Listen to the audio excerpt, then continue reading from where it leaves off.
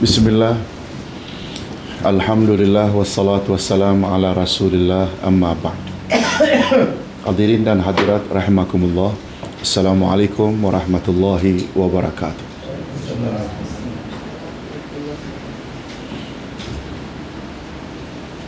Sebagaimana kita sama-sama maklum, mengenal Allah adalah sesuatu yang paling mustahak dalam hidup manusia. Itu sebabnya guru-guru ilmu tauhid zaman silam selalu menyebut-nyebut awwaluddin ma'rifatullah. Awal-awal agama mengenal Allah.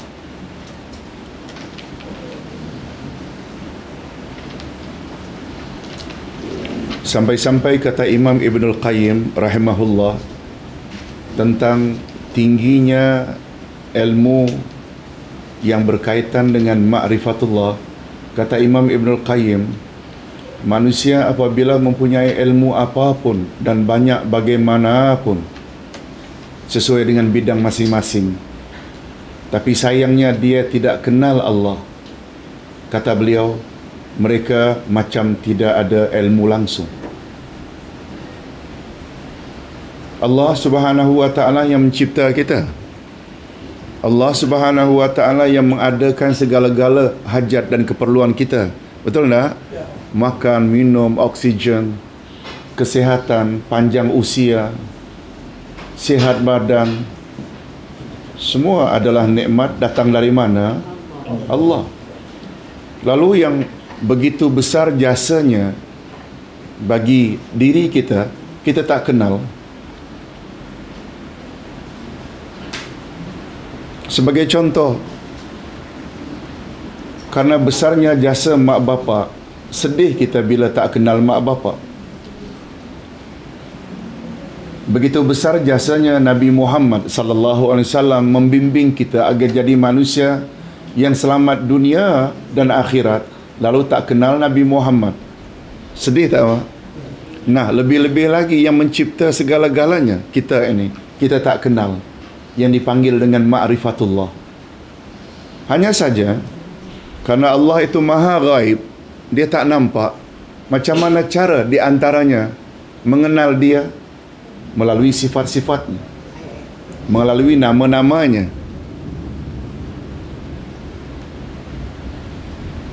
Dia sendiri menyebut dalam Al-Quran bahawa dia mempunyai nama-nama yang baik-baik yang dikenal dengan Al-Asma'ul Husna, nama-nama Allah yang baik. Tolong ikuti ayat ini. A'udzubillahi minasyaitanirrajim. A'udzubillahi minasyaitanirrajim. Walillahil asma'ul husna. Walillahil asma'ul fad'uhu biha. Allah memiliki nama-nama yang baik. Oleh sebab itu, serulah dia dengan nama-nama itu.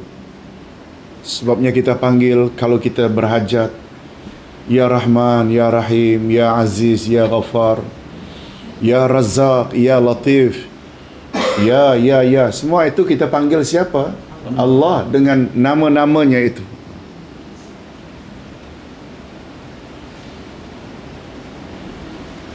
Salah satu kaedah nama-nama dan sifat Allah, dalam setiap nama Allah di dalamnya ada sifat Allah.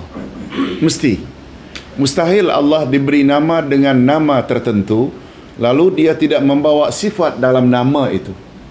Allahu basirun, Allah maha melihat. Tentu ada tak sifat melihat di dalamnya? Basar namanya, basar. Allahu sami'un, Allah maha mendengar. Sami'un itu nama, mesti ada dalam sifat atau nama sami'un itu sama', mendengar. Allahu alimun, Allah maha mengetahui, mesti ada di dalam sifat alimun itu sifat al-ilmu. Allahu hayyun, Allah maha hidup, mesti ada sifat di dalam hayyun, sifat hayat. Begitulah seterusnya. Hadirin dan hadirat, kalau Allah memiliki 99 nama yang paling popular yang bergelar Al-Asma'ul Husna. Dalam 99 nama saja, di situ ada berapa sifat? 99 pula. Betul tak, Pak? Kalau Allah menyebut dirinya mutakallimun, maha berkata-kata, boleh tak kita katakan mustahil Allah bisu? Allah maha mendengar, mustahil Allah pekak. Allah maha melihat, mustahil Allah itu buta. Allahu alimun, mustahil Allah itu jahil, dan seterusnya. Allahu hayyun, mustahil Allah itu mati. Di situ saja sudah 99 nama Allah atau sifat Allah di dalamnya. Hanya saja, hadirin dan hadirat, ini untuk mengingat kita pelajaran yang lalu. Nama Allah, sifat Allah dalam Quran, dia dua jenis sahaja. Sifat subutiyah dan sifat salbiyah. Ada berapa sifat Allah pada garis besarnya? Dua. Pertama, subutiyah. Yang kedua, salbiyah. Makna subutiyah, segala sifat-sifat sempurna bagi Allah. Allah maha mengetahui, Allah maha hidup, Allah maha berkuasa. Itu semua subutiyah. Salbiyah pula, Allah menafikan sifat kekurangan dari dirinya.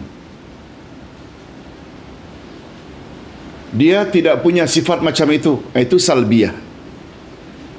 Dalam bahasa harian, salbi itu negatif.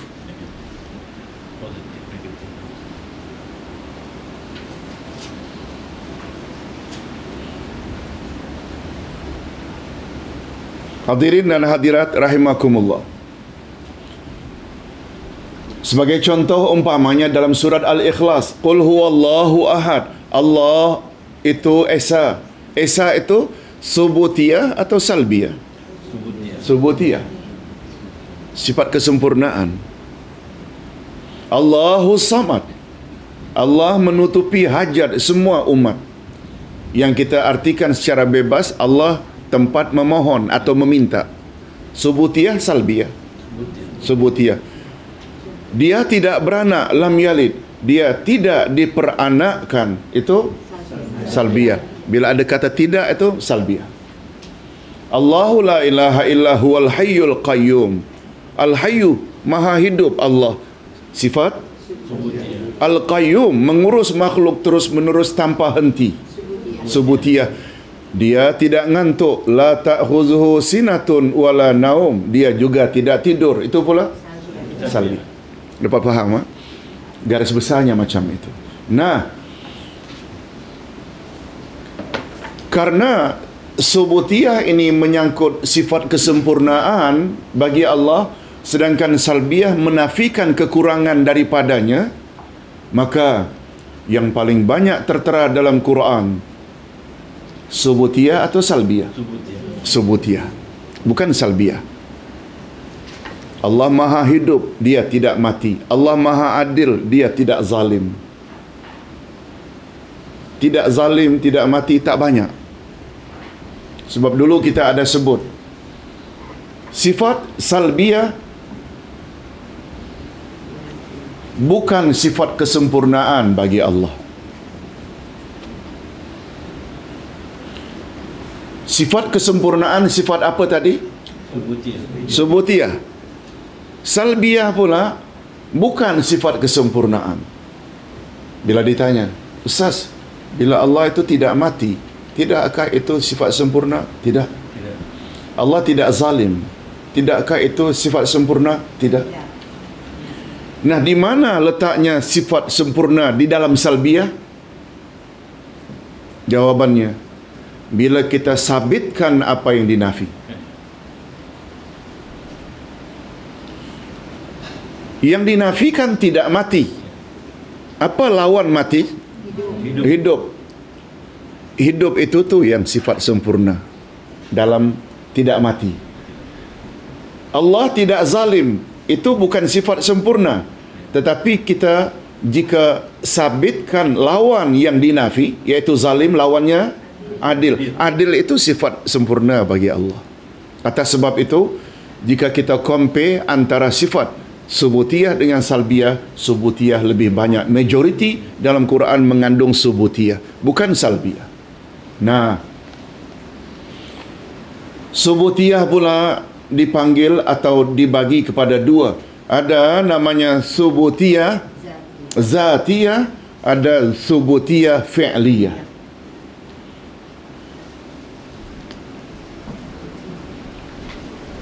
Subutiyah zatiyah iaitu sifat sempurna bagi Allah yang tidak boleh pisah dengan zatnya. Seperti umpamanya Allah Subhanahu wa taala Maha Hidup. Itu dia zatiyah. Sifat hidup di sisi Allah itu tak boleh pisah dengan zatnya. Dengan kata lain, ia tidak memerlukan kehendak. Maksudnya apa? Allah boleh tak berkehendak untuk hidup, dan Allah boleh tak ketika tertentu berkehendak untuk tidak hidup? Tak boleh. Sebab tak boleh pisah antara hidup dengan zat.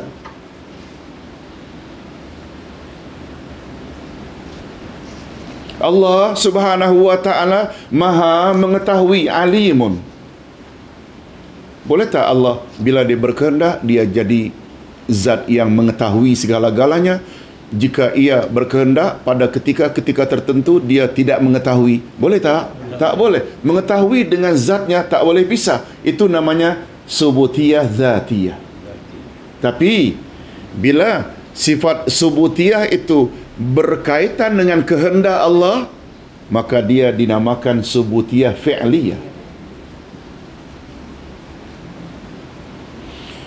Umpamanya menjadikan sesuatu. Bila Allah berkeinginan menjadikan sesuatu, boleh tak? Bila Allah berkeinginan untuk tidak mencipta sesuatu, juga boleh tak? Boleh. Yang berkaitan dengan kehendak itu namanya fi'liyah. Dapat faham? Ini sebenarnya kita dah belajar dah. Cuma kadang-kadang kita kena ulang balik supaya senang menyambung dengan pelajaran baru. Yang dalam ilmu pendidikan selalu disebut dengan apersepsi.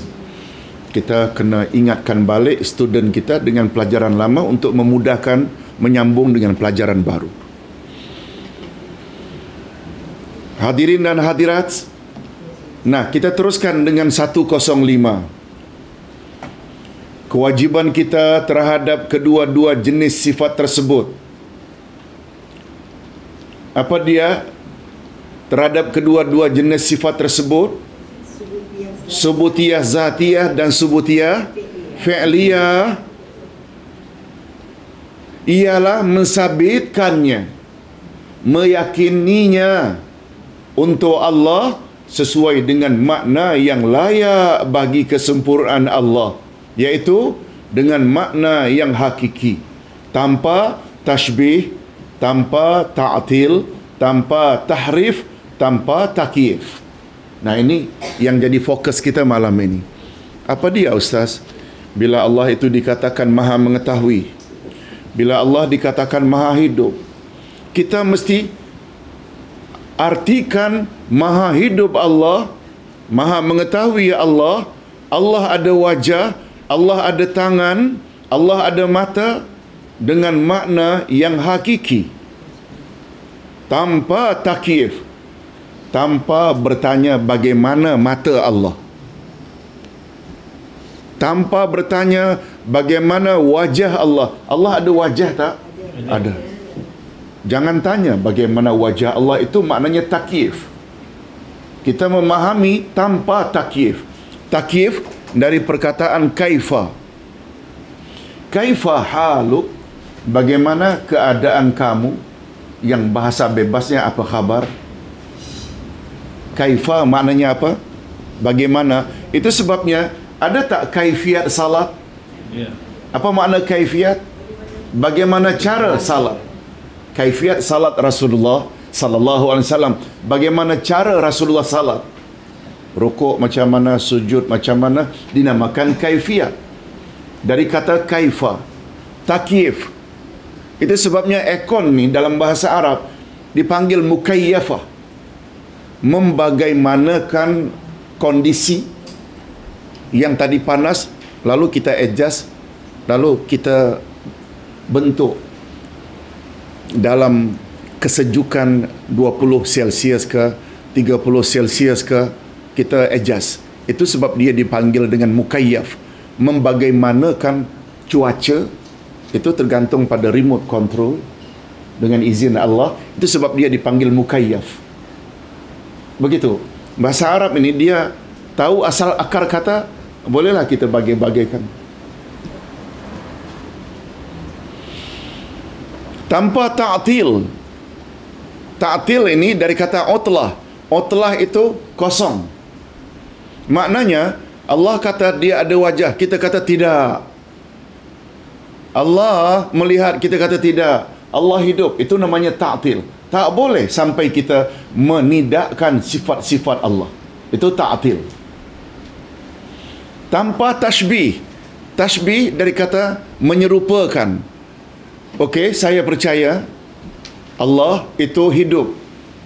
Dan hidup Allah itu sama macam hidup kita. Tak boleh. Itu namanya kita menyerupakan hidup Allah dengan hidup kita. Allah memang mengetahui, tapi pengetahuan Allah sama saja dengan ilmu kita. Tak boleh. Itu maknanya ada unsur penyerupaan. Itu tashbih. Ustaz tak sebut umum dulu, nanti baru detail.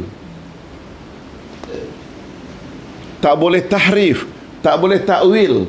Nah, coba kita tengok secara detailnya apa yang dimaksudkan tanpa tashbih. Tashbih iaitu merupakan sesuatu dengan merupakan sifat-sifat Allah dengan sifat-sifat makhluk. Seperti orang-orang Nasrani Kristian menyerupakan Isa dengan Allah. Yahudi menyerupakan Uzair dengan Allah. Musyrikin menyerupakan berhala-berhala dengan Allah. Sesetengah golongan menyerupakan tangan Allah dengan tangan makhluk, wajah Allah dengan wajah makhluk, pendengaran Allah dengan pendengaran makhluk, dan lain-lain lagi. Nah, kerja menyerupakan sifat Allah dengan sifat makhluk namanya apa? Tashbih. Dan kita yang berpahaman Ahlus Sunnah wal Jamaah, boleh tak berbuat demikian? Tak boleh. Itu sebabnya memahami sifat subutiyah Allah, kesempurnaan Allah, zatiyah ke fi'liyah ke, hendaklah diartikan secara hakiki. Hakiki maknanya apa? Dengan makna yang sebenar, apa adanya, tanpa menyerupakan sifat Allah dengan sifat makhluk. Sebagai contoh, wajah Allah, dia termasuk sifat subutiyah tak? Yes, sabit pada Allah ada wajah. Lalu subutiyah zatiyah atau fi'liyah? Bolehkah sesekali dia ada wajah, sesekali tak ada wajah? Ingat saja yang itu tu. Tak boleh pisah wajah Allah dengan zatnya. Boleh tak kita menyerupakan wajah Allah dengan wajah makhluk? Secara logiknya, gajah makhluk, monyet makhluk, sama ke wajahnya? Makhluk dengan makhluk pun yang dicipta oleh Allah tak sama. Wajah kambing dengan wajah singa, sama tak? Tak sama. Makhluk dengan makhluk tak sama. Okey, sesama manusia, kita kenal dan panggil Pak Nik, kita kenal panggil Syah, kerana kita kenal wajahnya berbeza. Betul tak? Macam mana nak menyamakan wajah makhluk dengan wajah Allah? Lagilah jauh. Cuma bila ditanya macam mana wajah Allah, jangan tanya. Wajahnya sesuai dengan keagungan dan kebesarannya. Full stop. Jangan tanya lagi. Tapi Allah ada wajah tak? Wajahnya secara hakiki, wajah yang sebenar, macam mana? Jangan tanya. Yang pasti tak serupa dengan wajah makhluk. Stop. Sampai di situ saja. Berhenti. Akal kita yang sangat terbatas ini tak mampu membahas, mencari.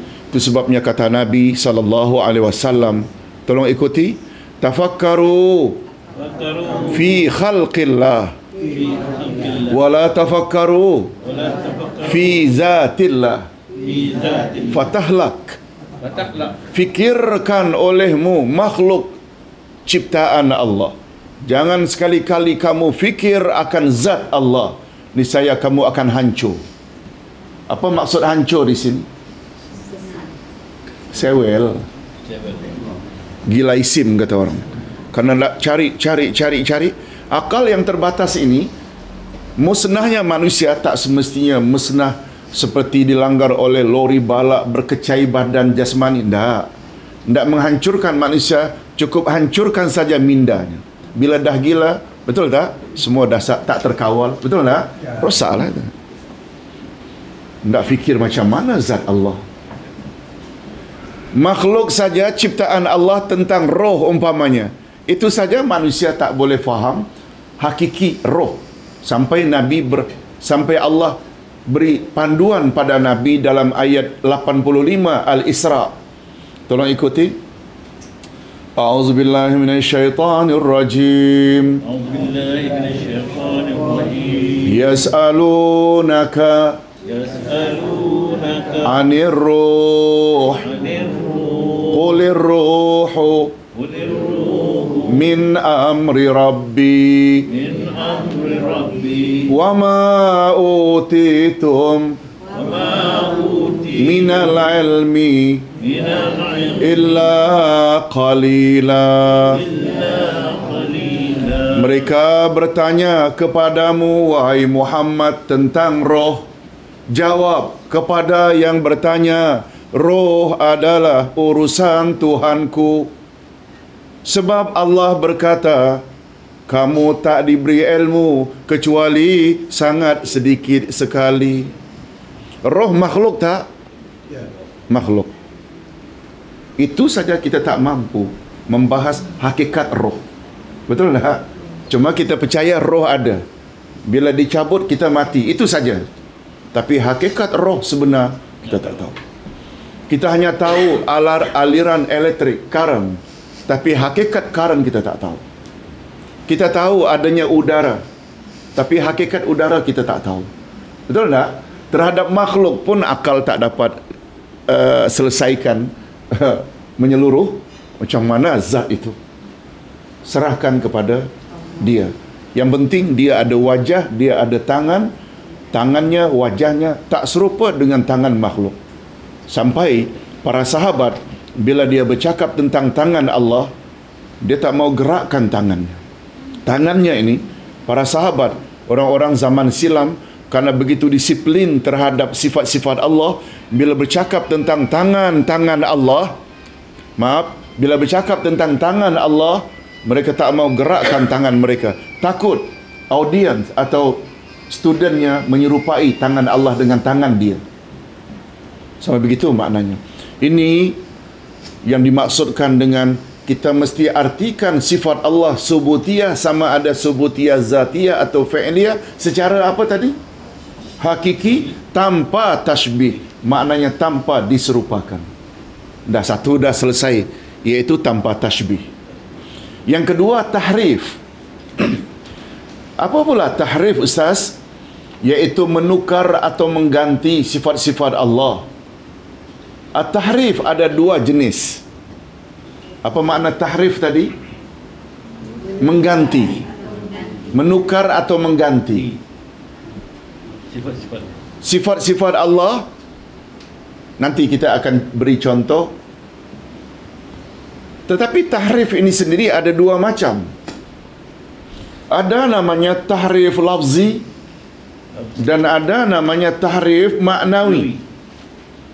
Tahrif maknanya menukar atau mengganti, dan tahrif pula ada terbagi berapa? Dua. Tahrif lafzi dan tahrif maknawi. Sebelum Ustaz masuk bab ini, kita bila bercakap sifat bab ini ni, kena cakap perlahan-perlahan, slowly. Betul tak, Pak? Sebab dia bila salah-salah penerimaan timbul fitnah. Sebelum Ustaz masuk bab tahrif lafzi dan maknawi, masih ingat tak Ustaz beri dulu panduan mempelajari nama dan sifat Allah? Dia punya panduannya, ingat saja 3 perkara. 3 perkara itu, pertama sekali, Allah Maha Ghaib. Allah Maha Ghaib. Yang kedua, yang paling tahu tentang nama dan sifat Allah adalah Allah Subhanahu wa Ta'ala. Yang ketiga, manusia yang paling tahu tentang nama dan sifat Allah adalah Rasul-Rasul Allah, karena mereka terima wahyu. Boleh tak Allah beritahu kepada Rasulnya melalui wahyu dia bagaimana? Umat akhir zaman yang tahu Allah itu tidak ngantuk dan tidak tidur adalah Nabi Muhammad. Umat akhir zaman. Sebab apa? Sebab ayatul kursi itu turun pada baginda dahulu. La ta'khuzuhu sinatun wala naum. Jadi baginda pun tahu.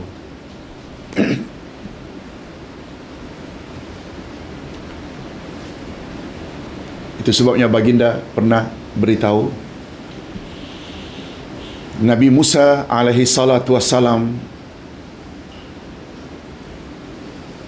dulu pernah bertanya pada Allah.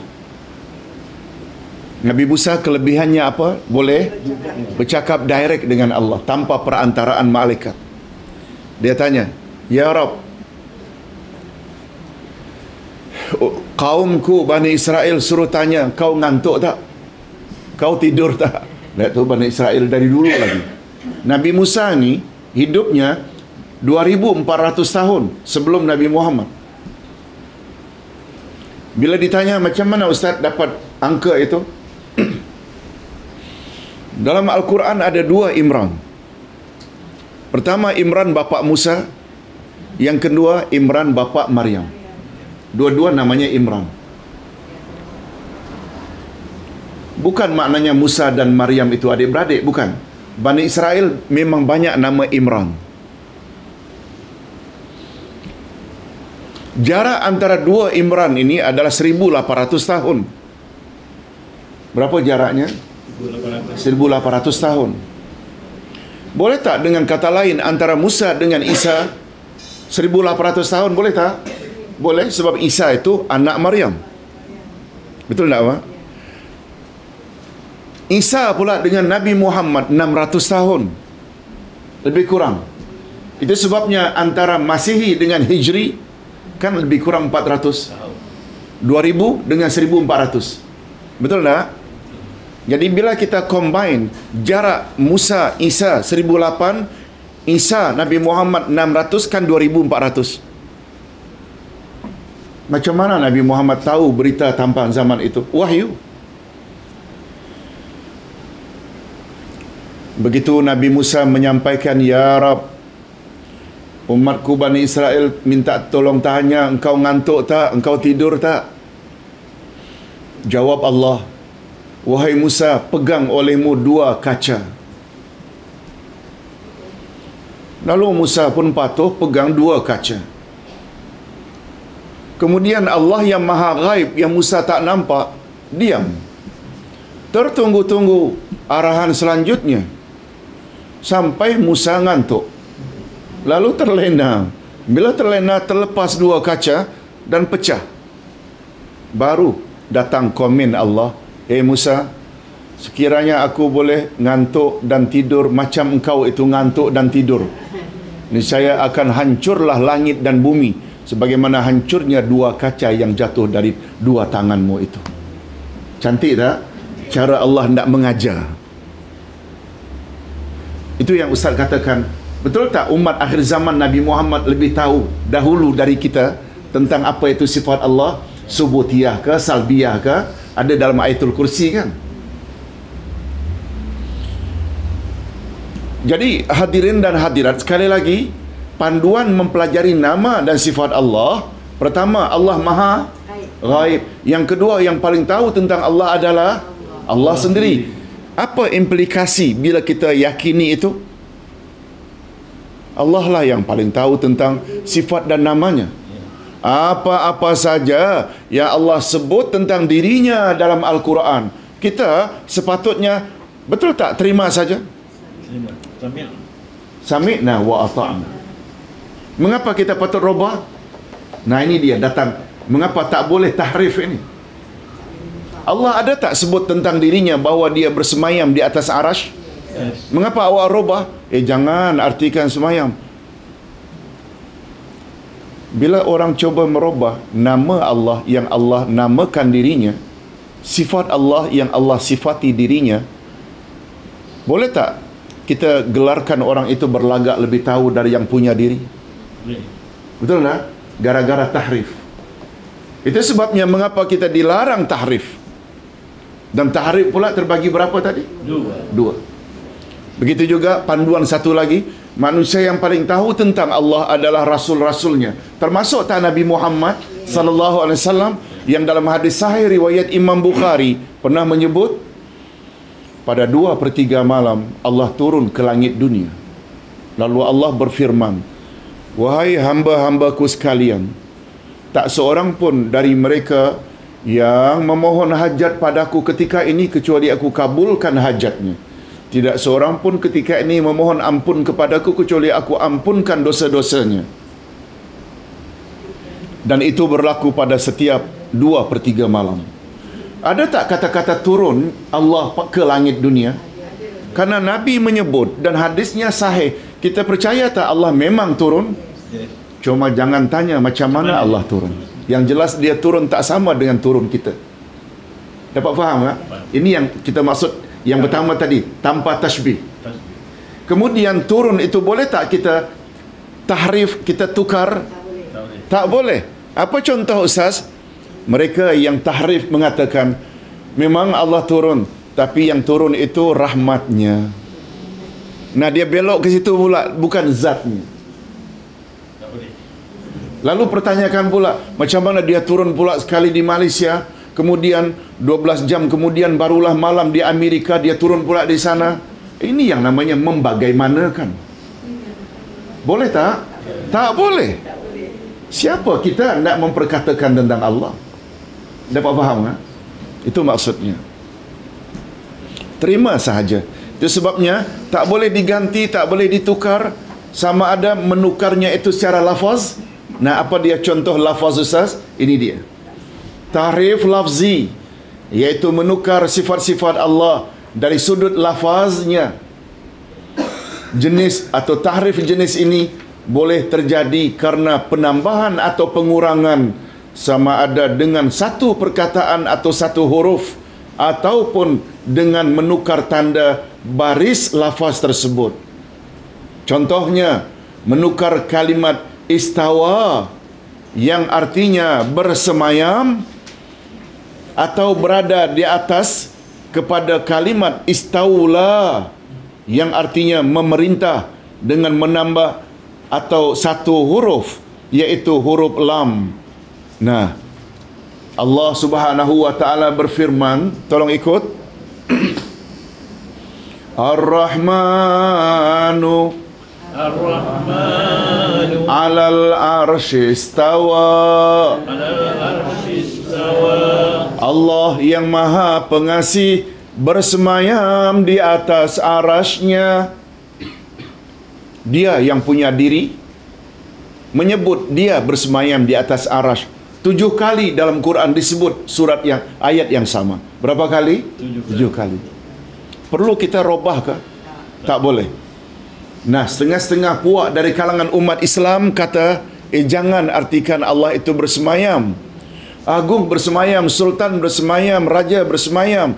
Kita tak boleh kata Allah bersemayam. Oleh sebab itu, kita mesti tukar, ganti istawa menjadi istaula. Istaula maknanya Allah memerintah dari arasy-Nya. Ada penambahan tak? Apa yang ditambah? Huruf lam. Ini tahrif apa namanya? Maknawi atau lafzi? Lafzi. Tambah lafaz satu lam.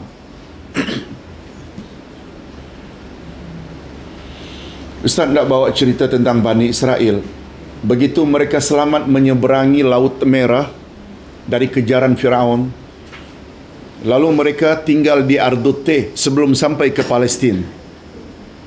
Setelah Nabi Musa terima Taurat di Ardute, mereka berangkat menuju ke Palestin, tapi dengan dua syarat. Masuk gerbang Baitul Maqdis dalam keadaan membungkuk dan menyebut Hittah, Hittah, sama dengan makna astaghfirullah. Hittah maknanya hapuskan dosa kami ya Allah, kami mohon ampun ya Allah. Sebab Bani Israel, betul tak sebelum itu banyak buat dosa? Antara lain menyembah patung anak lembu yang dibikin dari emas yang disebut dengan Al-Ijlu. Itu mereka lakukan di Ardute. Nabi Musa kan dipanggil 40 hari menjemput Taurat di Bukit Tursina. Diwakilkan kepada saudaranya bernama Harun. Lalu ketika itu mereka menyembah berhala. Lalu Nabi Musa sangat murka. Nah, setelah peristiwa itu Allah ampuni mereka. Mereka disuruh masuk ke Baitul Maqdis, Palestin, dalam keadaan apa tadi? Membungkuk atau rukuk, berjalan membungkuk. Dalam keadaan mulut mereka menyebut Hittah. Apa dia? Apa makna Hittah? Ampunkan dosa kami ya Allah. Ha, ta, ta, bulat. Ta yang pertama itu sabdu. Hittah. Bapa-bapa dan ibu-ibu, apa yang Bani Israel buat? Dia tukar. Kalau sepatutnya masuk pintu gerbang macam ini, dia reverse. Punggung dulu, belakang dulu. Kemudian yang Allah suruh sebut Hittah, ampuni dosa kami, dia tambah nun, Hintah, Hintah, yang maknanya sebiji gandum. Main-main dengan Allah.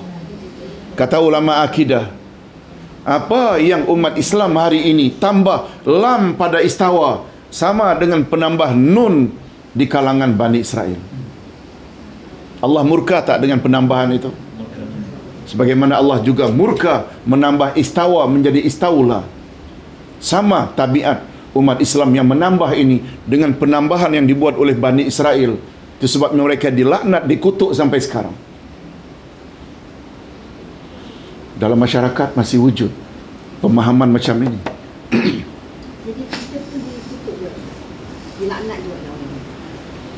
Kata ulama akidah, penambahan nun pada Hittah menjadi Hintah itu sama dengan penambahan lam pada istawa dari Allah menjadi istaula.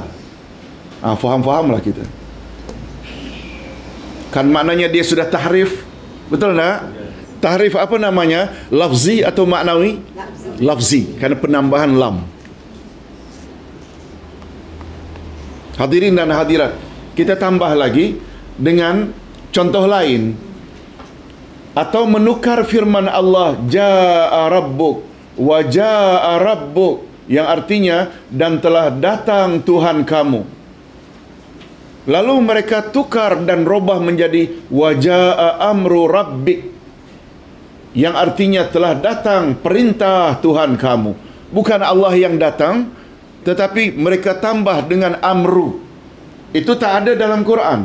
Yang ada dalam Quran, wa jaa rabbuk, iaitu ketika Allah menceritakan tentang setelah manusia itu masuk syurga, Allah datang, Tuhanmu datang melihat orang-orang dalam syurga. Allah juga datang melihat orang-orang dalam neraka.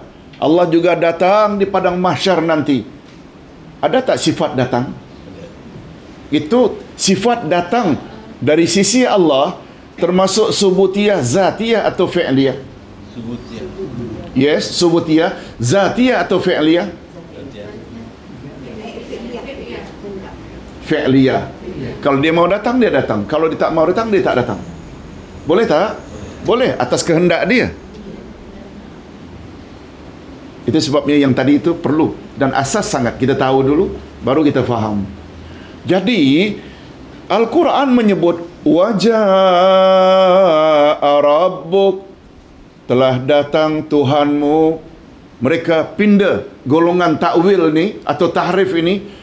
Wajaa amru rabbik, yang datang, telah datang perintah Tuhanmu. Bukan Tuhan yang datang, tapi perintah Tuhan. Beza atau sama? Beza.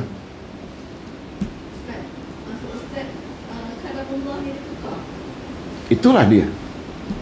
Dalam pemahaman, kalamullah tak ditukar, tapi dalam pemahaman mereka meyakini keyakinan mereka, macam Ustaz katakan tadi. Menurut Nabi, hadis sahih riwayat Imam Bukhari, Allah turun tak ke langit dunia pada 2/3 malam? Bagi kita yang berpahaman Ahlus Sunnah wal Jamaah, Allah memang turun. Tapi mereka tukar kepada yang turun itu rahmat Allah. Ini namanya, itu nanti, itu namanya, yang itu tu maknawi. Dia tidak merubah kepada lafaz. Itu sebabnya mengapa tahrif terbagi berapa? Dua. Ada lafzi, ada maknawi. Lafzi, istawa, tak ada lam, tambah lam. Ja'a rabbuk, tak ada amru, ditambah amru. Betul tak ada penambahan lafaz? Baik. Hadirin dan hadirat, dengan menambah satu perkataan di dalamnya amru, atau ini pula ada penambahan satu huruf, ada penambahan amru 3 huruf, dan kadang-kadang menukar baris. Menukar baris. Tolong ikuti firman Allah, wa kallamallahu Musa taklima. Itu sambungannya, wa kallamallahu Musa taklima. Apa maknanya? Dan Allah berkata-kata kepada Musa. Mereka tukar kepada wa kallamallaha Musa, dan Musa berkata-kata kepada Allah.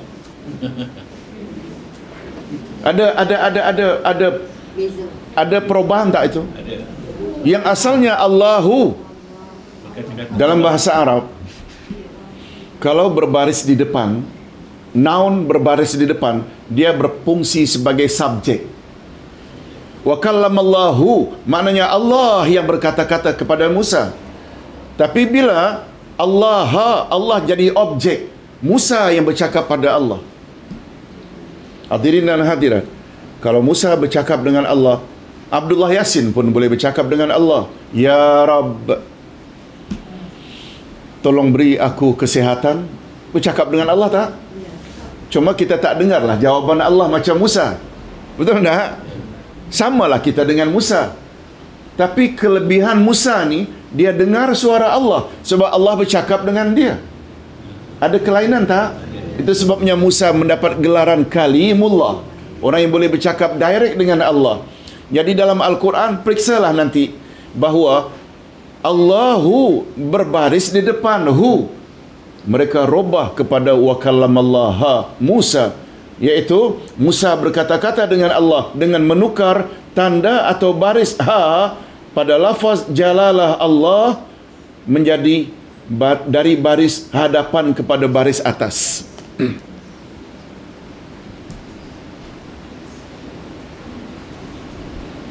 Itu sebabnya dalam surat Fatir ayat 28 kalau tak salah, Allah berfirman, tolong ikuti.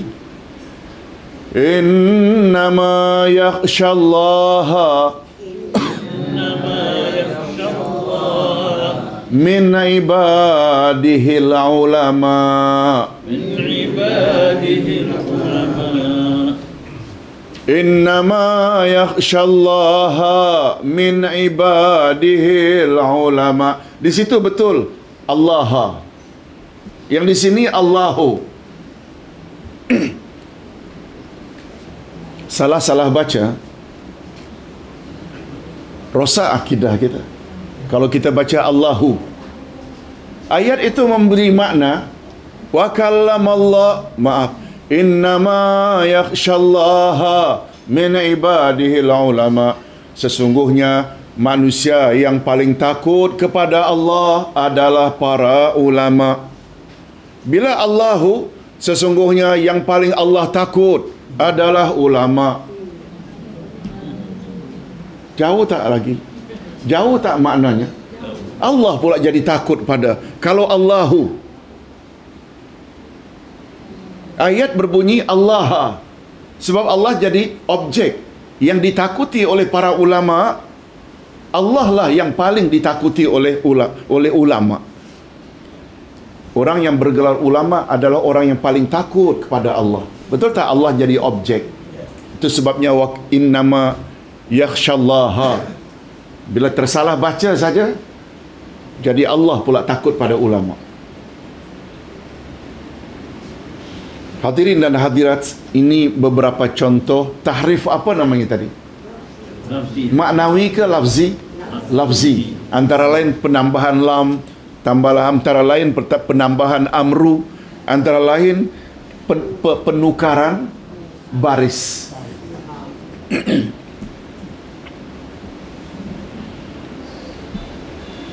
Itu sebabnya kita tidaklah mengatakan yang boleh faham Quran ini hanya ulama. Kita tak kata begitu. Tapi boleh tak kita kata tak faham Al-Quran mesti tahu bahasa Arab? Betul tak? Dia punya grammar kena tahu. Lihat tu, salah-salah baris saja dah lain maknanya. Kita hanya kata itu saja. Quran bahasa Arab. Awak nak memahami Quran, awak tak tahu kaedah bahasa Arab. Macam mana boleh faham dengan betul? Bukan kita mendeklar kita saja yang tahu Quran. Bukan begitu. Syarat untuk menafsirkan Quran mesti tahu kaedah grammar bahasa Arab. Sebab lain saja baris, lain maknanya. Itu maksudnya. Baik. Sekarang kita berpindah kepada tahrif maknawi. Apa makna tahrif tadi? Menukar atau mengganti. Tahrif maknawi, iaitu penukaran dari sudut makna. Tahrif jenis inilah yang selalu diistilahkan dengan at-ta'wil. Tahrif maknawi ini yang selalu dipanggil dengan apa?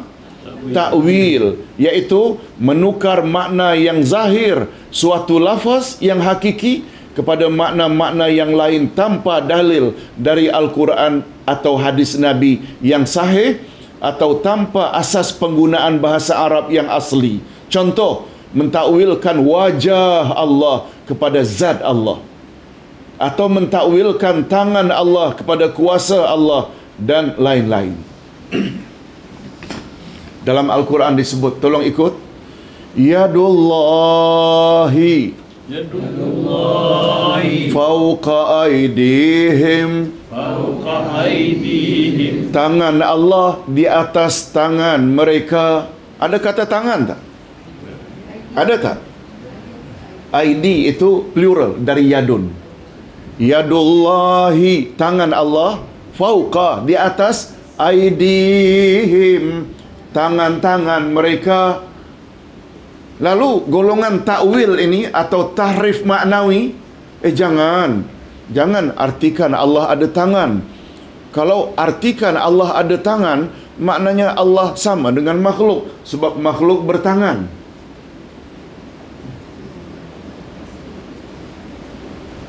Mereka enggan mengartikan Allah itu ada tangan. Mereka enggan mengartikan Allah itu ada wajah.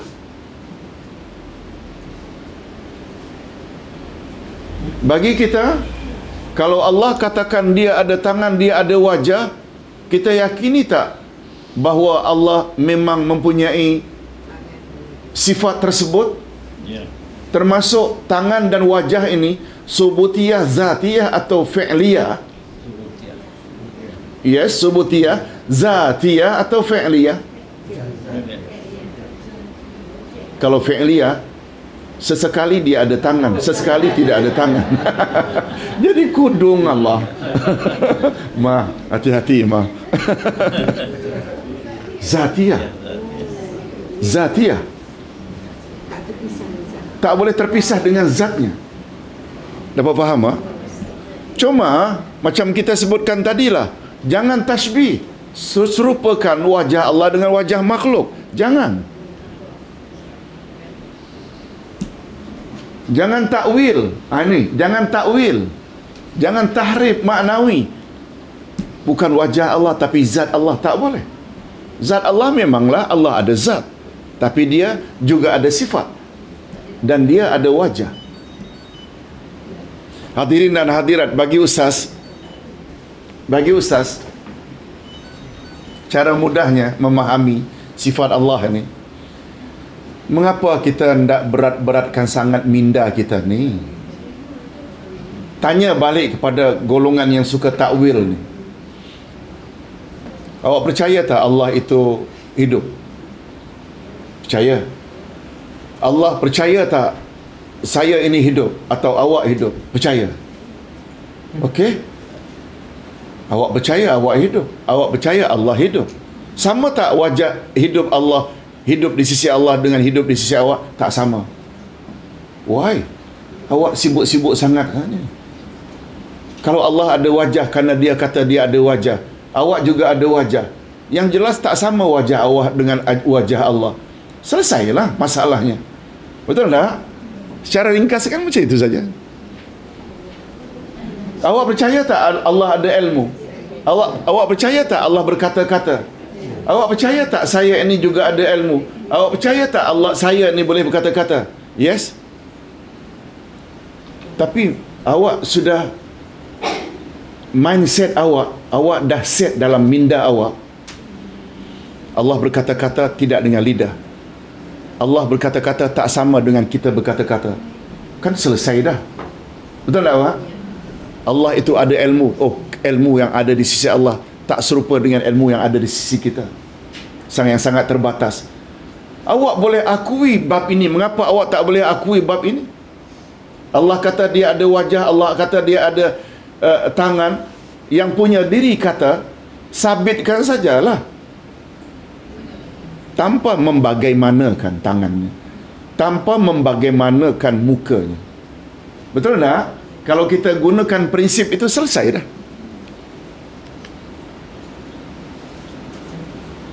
Hadirin dan hadirat rahimakumullah.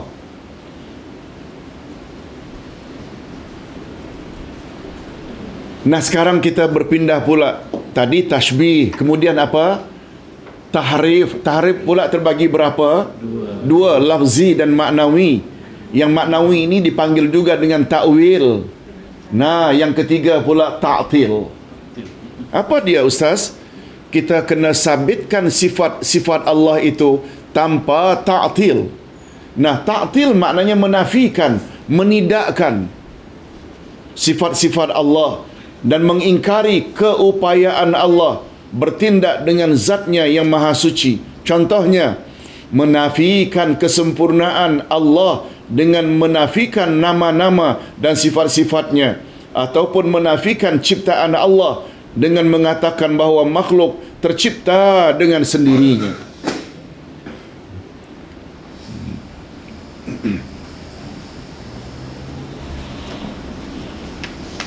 Hadirin dan hadirat,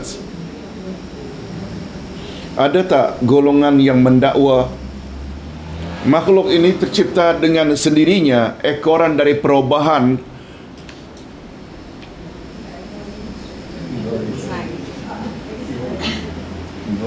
evolution, dengan adanya evolusi, adanya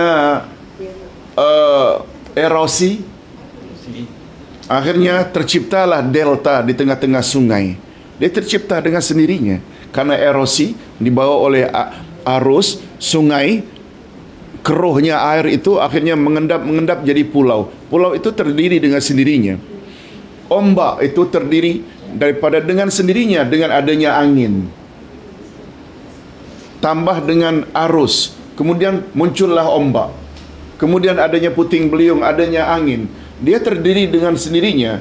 Udara ini dari tempat yang lembab, dia akan mengalir menuju ke tempat yang kering, karena tempat yang kering itu renggang keadaannya. Lalu mengalirlah, lalu terjadilah dia dengan sendirinya.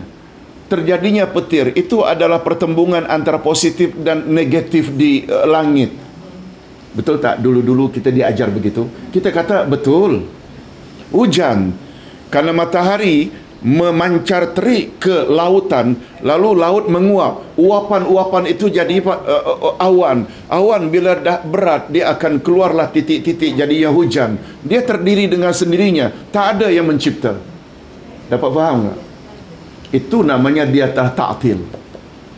Padahal bagi kita, betul itu proses menurut sains memang macam itu. Tapi walau berat macam mana pun, air di dalam awan, bila Allah berkehendak tidak hujan, hujan tak akan turun.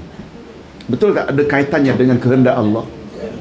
Mengaitkan apa yang terjadi dengan kehendak Allah yang menciptanya. Ibu-ibu, memanglah dengan sendirinya bila dah siang malam, malam dah siang. Siang dan malam termasuk tak ciptaan Allah? Kalau Allah berkehendak, matahari jam 4 tadi tetap beredar di tempatnya, tidak boleh bergerak. Allah boleh buat tak? Akan teruslah siang tanpa malam. Kalau Allah berkehendak, boleh tak? Bila malam ini Allah suruh malam berterus-terusan, akan malam terus dengan kehendak Allah. Itu sebabnya ayat 190 dari surat Ali Imran, ya Allah suruh kita baca bila bangun tidur. Tolong ikut.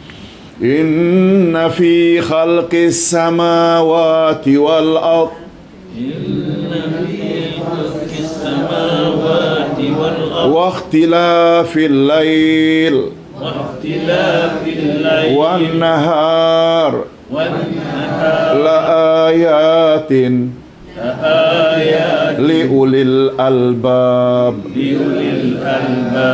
Sesungguhnya penciptaan langit dan bumi dan pergantian siang dan malam adalah tanda-tanda kebesaran Allah bagi orang yang berakal.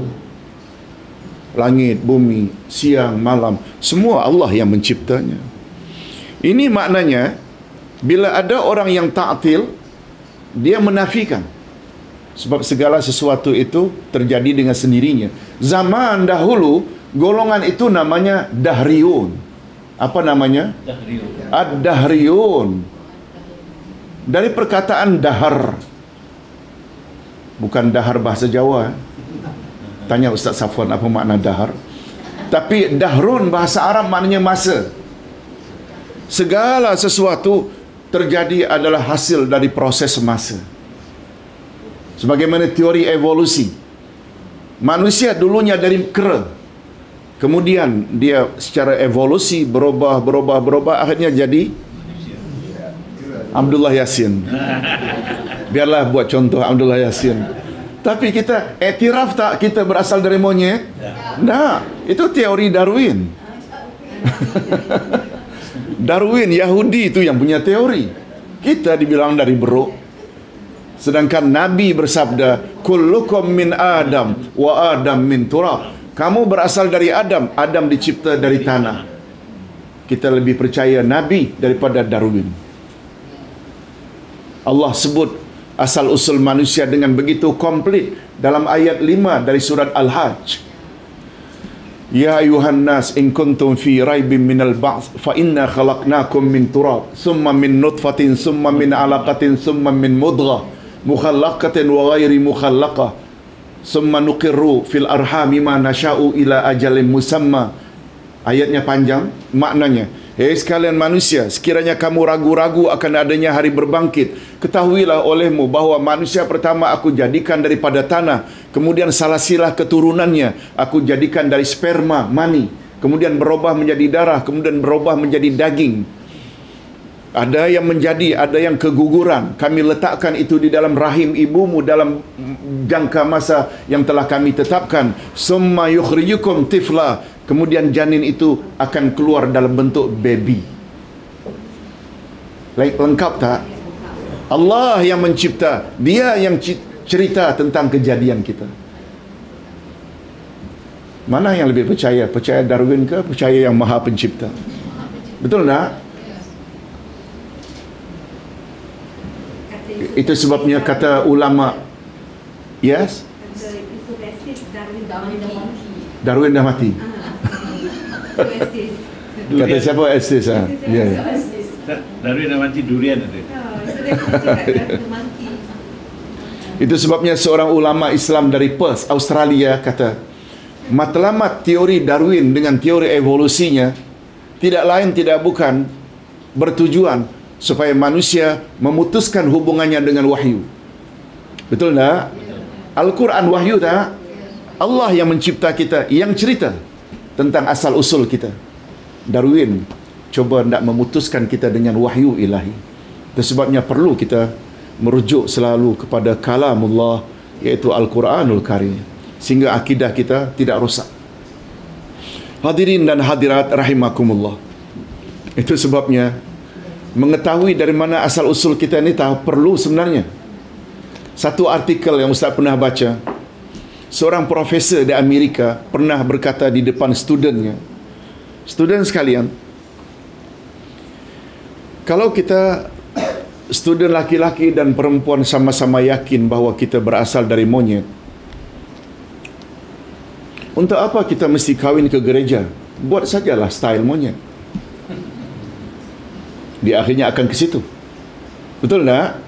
Kalau kita berasal dari monyet, untuk apa kita berpakaian? Monyet kan tidak berpakaian.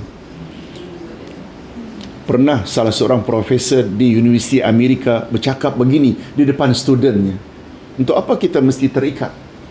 Beza tak bila kita kata kita berasal dari Adam dan Hawa? Yang Allah kata pula, walaqad karramna bani Adam, kami telah muliakan anak cucu Adam. Betul tak? Itu sebabnya kita ada sopan santun, kita ada pakaian, kita ada kahwin mesti ada syarat-syaratnya, rukun-rukunnya. Betul tak? Itu semuanya disiplin yang dibawa oleh Nabi kita, Nabi Muhammad sallallahu alaihi wasallam. Baik. Sekarang kita nak teruskan dengan Ustaz, golongan ta'til ini wujud tak dalam Islam? Wujud. Itu dia golongan Mu'tazilah. Mu'tazilah ini golongan ta'til. Golongan Mu'tazilah hanya meyakini Allah ada zat tapi Allah tak ada sifat. Kita boleh terima tak? Dengan dakwaan mereka, apa dia dakwaan mereka? Allah hanya aja ada zat tapi tidak ada sifat. Apa dakwaan mereka? Secara logik, kata mereka, tapi logik yang tak logik. Apa kata mereka? Bila Allah ada zat, and the same time Allah ada sifat, bermakna Allah berbilang-bilang, ada Allah zat, ada Allah sifat. Kita boleh terima tak? Tak boleh. Whiteboard, blackboard. Black itu sifat, board itu zat. Haji Abdul Rahman yang penyayang, yang pengasih, yang pemurah, yang adil. Haji Abdul Rahman itu zat. Sifat boleh tak berbilang-bilang? Zatnya tetap satu. Betul tak? Whiteboard boleh, blackboard boleh, redboard boleh. Itu sifat itu boleh terdapat pada zat yang satu. Ini yang Ustaz katakan, menggunakan Mu'tazilah kan banyak gunakan logik, tapi ternyata logik yang tak logik. Allah sampai dinafikan punya sifat gara-gara mendakwa bila Allah ada zat, Allah ada sifat, akan berbilang-bilanglah Allah. Tak timbul. Seseorang yang mempunyai sifat peramah, pemurah, pemaaf, orangnya satu, zat tetap satu. Itu sebabnya bila kita pasangkan Allah, zat yang satu, mempunyai berapa nama? 99. Dari 99 nama pun di situ saja sudah ada 99 sifat. Betul tak? Itu sebabnya bila kita sabitkan Allah itu ada sifat, jangan ta'til, jangan tashbih, jangan tahrif, jangan takyif. At-ta'til berbeza dengan at-tahrif. At-tahrif ialah menafikan makna yang sahih yang terdapat dalam nas-nas dengan menukar kepada makna yang lain yang tidak sahih. Sedangkan at-ta'til pula ialah menafikan makna yang sahih yang terdapat di dalam nas-nas tanpa menukarkannya kepada makna yang lain. Walaupun kedua-duanya menafikan sifat-sifat Allah, tetapi penafian golongan at-tahrif adalah lebih khusus jika dibandingkan dengan penafian golongan ta'til. Ta'til ni maknanya menafikan langsung. Tahrif, kan tadi kita katakan dia tukar. Sifat itu ada pada Allah, tapi bukan makna sebenar. Sedangkan kita tadi, ibu-ibu dan bapa-bapa sekalian, terhadap apa saja sifat Allah, kita kena artikan dengan arti yang sebenar atau hakiki. Jadi, semua golongan tahrif termasuk at-ta'til, tetapi tidak semua golongan ta'til itu golongan tahrif. Dia ada am dan khas saja. Nah, sekarang takyif. Yang terakhir, takyif. Takyif dari perkataan apa tadi? Kaifa atau kaifiat. Membagaimanakan.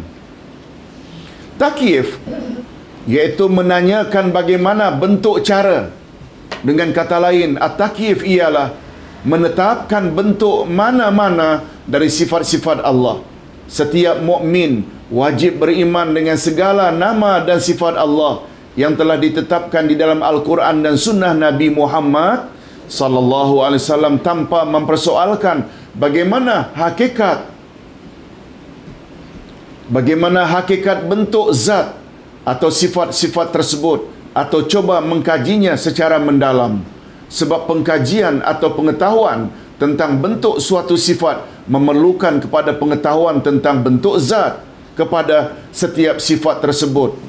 Kalau kita yakini bahawa mustahil bagi kita mengetahui zat Allah, maka sudah tentu kita juga mustahil mengetahui hakikat nama-nama dan sifat-sifat yang maha suci. Nah, yang ini ni perlu kepada sedikit penjelasan. Tadi Ustaz dah baca satu hadis Nabi.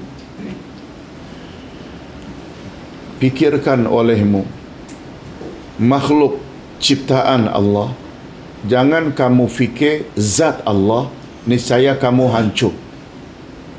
Maknanya, ada tak keterbatasan akal kita memikirkan iaitu tentang zat Allah? Dengan kata lain, kita tahu tak zat Allah?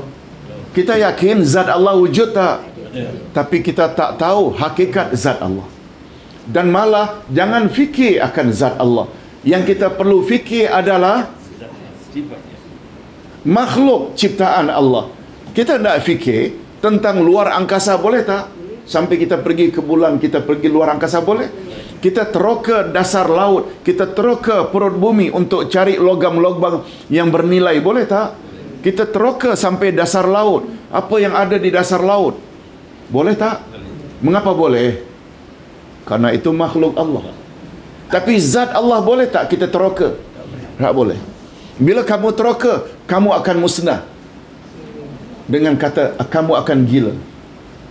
Itu sebabnya ada istilah orang yang gila isim. Nah, sekarang apa kaitannya Ustaz? Tak boleh takyif tu mengapa? Kita baru boleh membagaimanakan cara sesuatu bila kita tahu zatnya. Sedangkan kita tak tahu zat Allah. Macam mana hendak bertanya bagaimana? Ustaz buat contoh. Dalam kehidupan sehari-hari, kita tahu tak zat lelaki dan zat perempuan? Laki-laki begini, perempuan begini. Kita tahu tak? Karena kita tahu lelaki dan perempuan, dari jauh kita tak kenal. Kita tak kenal. Sesosok tubuh datang dari jauh, kita nampak. Tapi dari lenggangnya, biasanya itu lenggang perempuan. Cara berjalan itu biasanya cara jalan laki-laki. Kita boleh tahu tak? Boleh agak dah. Itu yang datang tu laki-laki. Dari cara dia berjalan. Karena apa kita tahu? Karena kita tahu zat laki-laki begitu, zat perempuan begitu. Nah, sekarang zat Allah kita tak tahu. Macam mana nak membagaimanakan? Dapat faham? Apa? Walaupun exactly kadang-kadang tak betul juga. Barangkali maknya. Betul tak? Tapi agak-agak itu tu biasanya 75% tu biasanya betul. Karena kita dah tahu zat laki-laki, zat perempuan. Zat Allah kita tak tahu. Macam mana nak membagaimanakan sifat Allah? Itu sebabnya dilarang. Jangan takyif. Dapat faham? Kita akan lebih jelas kalau kita dengar ini, riwayat ini. Rabi'ah bin Abi Abdurrahman, guru Imam Malik, telah ditanya, Ar-Rahman istiwa atau bersemayam di atas arash. Bagaimana dia bersemayam? Dia dah mula bertanya. Dia cuba nak takyif tak? Kaifa? Bagaimana dia itu bersemayam? Aku percaya Allah bersemayam. Tapi wahai Tuan Guru, macam mana Allah itu bersemayam? Coba dengar. Beliau menjawab, istiwa itu maklum, diketahui maknanya. Adapun caranya majhul, tidak dapat diketahui oleh akal. Risalah, perutusan daripada Allah. Kewajiban Rasul hanya menyampaikannya, dan tugas kita membenarkannya dan menerimanya saja.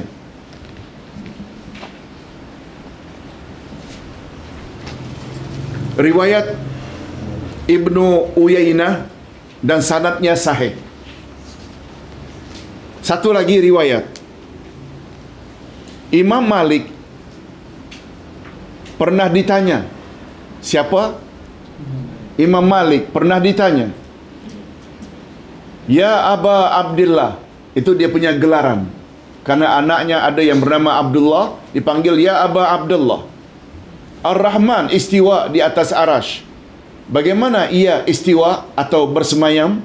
Lalu diceritakan bahawa Imam Malik menundukkan kepalanya hingga dibasahi oleh peluhnya. Kemudian beliau menjawab, istiwa itu maklum, diketahui maknanya, adapun caranya majhul, tidak dapat diketahui oleh akal, beriman dengannya adalah wajib, dan menyoal tentangnya adalah bid'ah. Selanjutnya, lelaki yang bertanya tersebut disuruhnya keluar, lalu keluarlah ia dari majlis tersebut. Maknanya Imam Malik suka tak orang bertanya tentang bagaimana Allah itu bersemayam? Tak suka. Tak suka. Oleh ulama akidah salaf, kata-kata Imam Malik ini jadikan standard. Kalau ikuti, bunyinya macam ini. Dalam bab istiwa umpamanya, apa makna istiwa tadi? Bersemayam di atas arash. Tolong ikuti kaedah yang diperkenalkan oleh Imam Malik. Al-istiwa'u maklum wal kaifiyatu majhul wal imanu bihi wajib wasu'alu anhu bid'ah. Maknanya apa? Al-istiwa'u maklum. Allah itu bersemayam sudah termaklum dah. Termaklum maknanya kita dah yakin dah. Wal kaifiyatu majhul. Bagaimana dia bersemayam kita jahil. Apa makna jahil? Tak tahu. Wal imanu bihi wajib. Beriman Allah itu bersemayam wajib. Why? Mengapa wajib? 7 kali dalam Quran disebut Ar-Rahmanu 'alal 'arsy istawa. Allah bersemayam di atas arash. Kita percaya tak yang punya diri cakap yang dia bersemayam? Wajib beriman. Wasu'alu anhu, bertanya tentang bagaimana Allah bersemayam, bid'ah. Bid'ah maknanya apa? Perkara baru yang tak ada contoh di zaman Nabi. Zaman Nabi tak ada sahabat yang bertanya. Bila awak sekarang bertanya, itu namanya bid'ah. Jangan tanya. Tak boleh tanya macam mana Pak Ustaz? Yakini saja dia bersemayam di atas arash. Tanpa tasbih, tanpa tahrif, tanpa ta'til, tanpa takyif. Dapat faham tak? Itu yang kita jelaskan tadi itu. Hadirin dan hadirat rahimakumullah. Keterangan pembahasan nama dan sifat Allah di atas adalah menurut pandangan salaf, iaitu pegangan para sahabat Nabi tabi'in dan tabi'in. Kita biasa dengan istilah ini. Sahabat apa maknanya? Orang yang jumpa Nabi lalu memeluk Islam dan mati dalam Islam. Termasuk Abu Jahal, Abu Lahab tak? Tak. Cikgu mengangguk pula. Ngantuk ke? Ngantuk. Tak apa ngantuk. Cikgu bukan Allah. Yang tak ngantuk hanya Allah sahaja. Cuma kalau boleh dalam majlis ilmu jangan ngantuk. Allahu Akbar. Apa tadi? Abu Lahab Jahal. Abu Jahal, Abu Lahab termasuk sahabat tak? Tak. Sahabat, orang jumpa Rasul, masuk Islam dan mati dalam Islam. Termasuk tak Abu Bakar, Umar, Osman, Ali? Yes, itu grup yang paling utama. Mereka punya keyakinan macam itu tadi. Tabi'in siapa pula? Orang yang jumpa sahabat. Nabi jumpa tak? Tak. Jumpa Nabi dan nama sahabat. Dia hanya jumpa sahabat, masuk Islam dan mati dalam Islam. Itu second generation. Third generation, tabi'in. Tak jumpa Rasul, tak jumpa sahabat. Dia hanya jumpa tabi'in saja. Masuk Islam dan mati dalam Islam. 3 abad pertama Islam yang Nabi pernah sebut sebagai generasi yang terbaik. Tolong ikuti hadis Nabi riwayat Imam Muslim. Khairul quruni qarni summal ladzina yalunahum summal ladzina yalunahum. Sebaik-baik kurun, setengah riwayat khairun nas, sebaik-baik manusia orang yang hidup pada kurunku, kemudian kurun berikutnya, kemudian kurun berikutnya. Siapa yang hidup pada 3 kurun pertama ini? Atau 3 abad pertama? Atau 300 tahun pertama? Sahabat, tabi'in dan tabi'in. Itulah mereka punya pemahaman. Nabi pernah recommend tak bahawa mereka sebagai kurun-kurun terbaik? Nabi mungkin tak merekomen suatu kurun jika akidah mereka rosak? Best kurun mungkin tak Nabi sebut sebagai kurun terbaik andai kata akidah umat di kurun-kurun itu tak baik? Tak mungkin. Menunjukkan Nabi setuju tak dengan akidah mereka? Baik. Oleh sebab itu, adapun khalaf, iaitu ulama mutaakhirin, lebih cenderung mentakwilkan kepada beberapa sifat Allah, umpamanya tangan kepada kekuasaan Allah, wajah Allah kepada zat Allah dan sebagainya. Dan dalam hal ini pegangan salaf adalah lebih selamat dan lebih tepat serta lebih jitu. Terus terang saja, Ustaz cenderung kepada salafus salih punya akidah. Itu yang lebih selamat. Betul tak? Sebab dia adalah pegangan salafus salih. Salafus salih ini boleh kita lihat gambarannya dalam ayat 100 dari surat At-Taubah. Tolong ikuti. As-sabiquna al-awwalun minal muhajirin wal ansar walladzina tabauhum bi ihsan radhiyallahu anhum wa radu anhu wa a'adda lahum jannatin tajri tahtahal anhar. Orang-orang dahulu dari kalangan muhajirin dan ansar dan orang-orang yang mengikuti mereka, Allah reda pada mereka, mereka pun reda kepada Allah. Allah berjanji akan memasukkan mereka ke dalam syurga. Allah sediakan untuk mereka syurga yang mengalir di bawahnya sungai-sungai. Berapa golongan yang confirm mendapat reda Allah dan confirm masuk syurga? 3 golongan. Pertama, dalam ayat tadi apa sebutnya? Orang-orang dahulu dari kalangan Muhajirin dan Ansar dan orang-orang yang mengikuti mereka. Ada berapa golongan? 3. Muhajirin merujuk kepada siapa?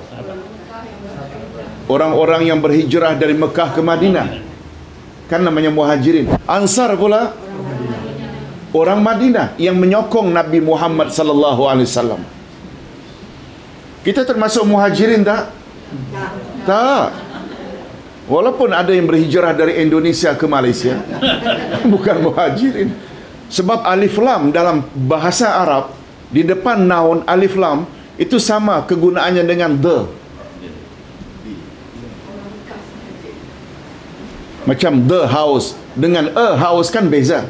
Sudah termaklum dah. Itu sebabnya alif lam itu namanya alif lam ma'rifah. Kita dah arif dah. Muhajirin yang mana? Dia khas untuk orang yang berhijrah dari Mekah ke Madinah. Termasuk tak Abu Bakar, Umar, Osman, Ali? Yes, mereka orang Mekah yang berhijrah ke Madinah. Ansar pula seperti Abu Darda. Kita pula orang Selangor. Kita pula orang KL. Bukan Ansar. Muhajirin bukan, Ansar bukan. Ada peluang tak untuk dapat redha Allah? Ada. Confident. Beliau confident sungguh. Ada. Ya, caranya macam mana cikgu? Mesti jadi orang yang ketiga. Apa dia golongan ketiga? Yang mengikuti Muhajirin dan Ansar dengan baik. Walladzina taba'uhum bi ihsan. Hendaklah mereka ikut Muhajirin dan Ansar. Boleh tak dikatakan kita yang mengikut salafus saleh? Boleh tak dikatakan Muhajirin dan Ansar itu adalah sahabat? Tergolong tak sahabat dalam 3 golongan atau 3 generasi pertama tadi? Walaupun kita bukan Muhajirin, walaupun kita bukan Ansar, kita boleh ikut tak jejak langkah Muhajirin dan Ansar? Boleh. Hanya itu cara untuk dapat redha Allah, untuk mendapat syurga Allah. Dan kalau kita fokus dengan pelajaran hari ini, termasuk tak bab memahami tentang sifat-sifat Allah tanpa tasbih, tanpa ta'til, tanpa takyif, tanpa tahrif lafzi atau maknawi. Ustaz kira ini dulu yang dapat Ustaz sampaikan. Ustaz kira jelas ya? Jelas. Kalau tak jelas, sila nontonlah dalam ini dalam CD kita. InsyaAllah kita akan dapat faham, insyaAllah. Cuma orang yang selalu tuduh kita, oh kalau awak katakan Allah itu punya sifat macam itu, awak menyamakan Allah. Tak, jauh sekali. Betul tak Pak? Sebab kita kata tanpa tasbih, tanpa ta'til. Sekian, wabillahi taufiq wal hidayah. Assalamualaikum warahmatullahi wabarakatuh.